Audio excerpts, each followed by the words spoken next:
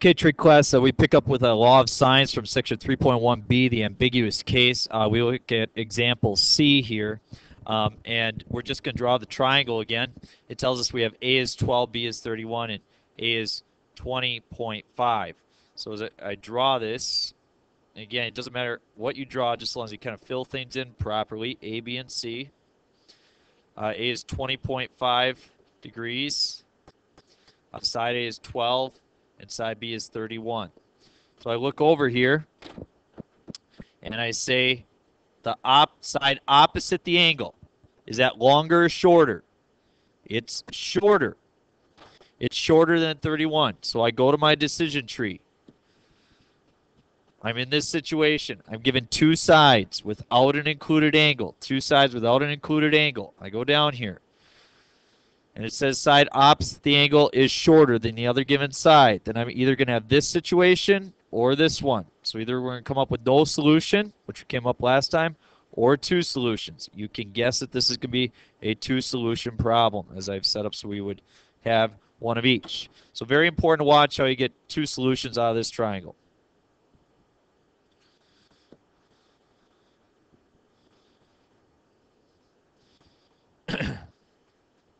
First, we just set up the law of sines appropriately, just like we would. The sine of 20.5 over 12 is equal to sine of B over 31. Now remember, last time we did this and we had a shorter side, we came up with no solution. Watch what happens now.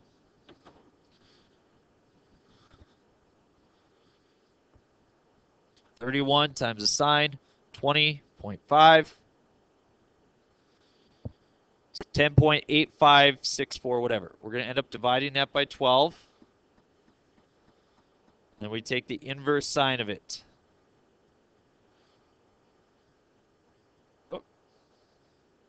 Try that again. 31 times the sine of 20.5.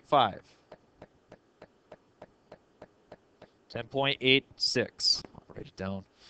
10.86 equals 12 sine of B. Divide both sides by 12.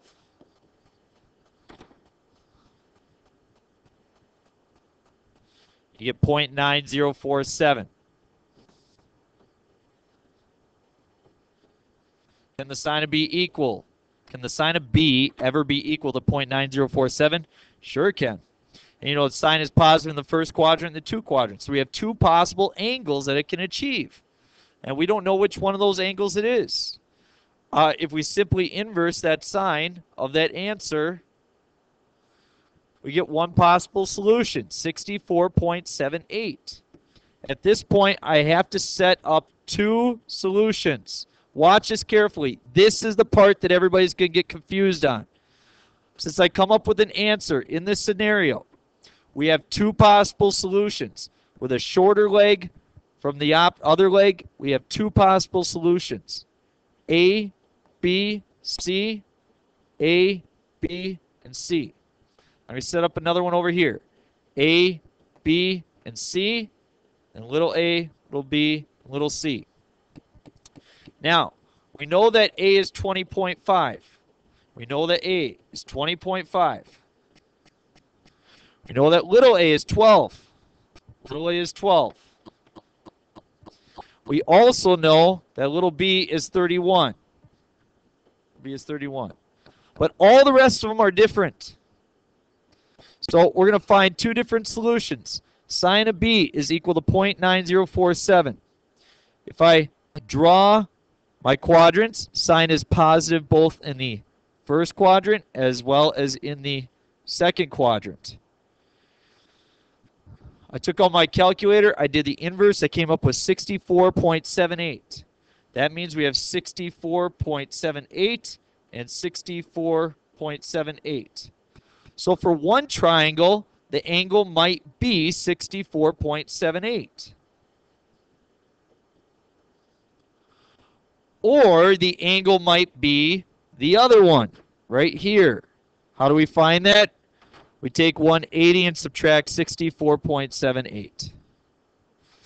180 minus 64.78 is 115.22.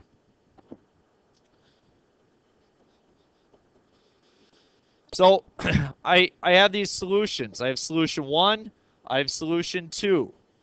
And the way that they differ, it starts with angle B. Is angle B 64.78 or 115.22? We don't know. They're both possible. But now that we're given that information, we solve each of them separately. So I'm going to work on case 1 right now. I have 2 of the angles so far, so I'm going to be able to find the third angle pretty easily.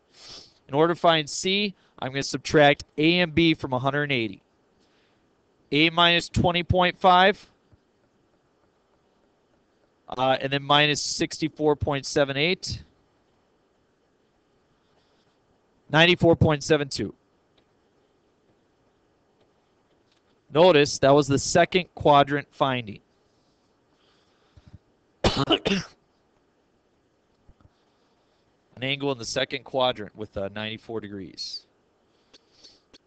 As we go to angle C, over here, I have 180 minus 20.5 minus 115.22. I get 44.28. Okay? So all we have left in each of them to find is side C. And finding side C, all I have to do is set up the law of sines. Sine of 20.5 over 12 is equal to sine of 94.72 over C.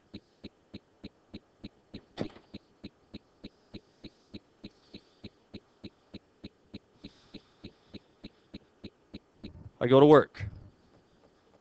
12 times the sine of 94.72. Enter. That will be divided by the sine of 20.5. Divided by the sine of 20.5. So side C is 34.15.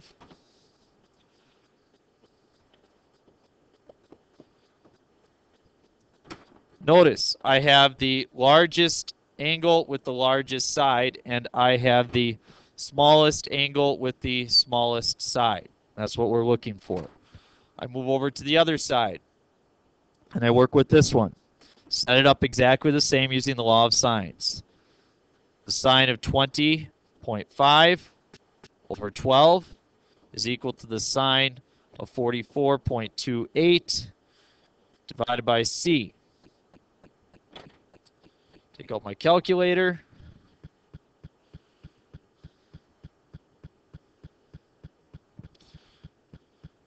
Twelve times the sine of 44.28 gives me 8.37798. I'm going to divide that by the sine of 20.5. Up with 23.92. Notice once again, your largest angle of 115.22 has the largest side. Your smallest angle of 20.5 has the smallest side. So that's one way we can check to see if we've done it right. This is your two solution scenario. Again, the difference was all right here. When we came up with sine with a possible value, we knew we had two solutions as we were working in the side-side angle scenario. So there you have it. You may need to view this example a couple of times to see how to do it, especially setting up your two triangles and solving for them each. But those are your two sets of solutions. Your book will show them accordingly. Good luck, and hope it goes well.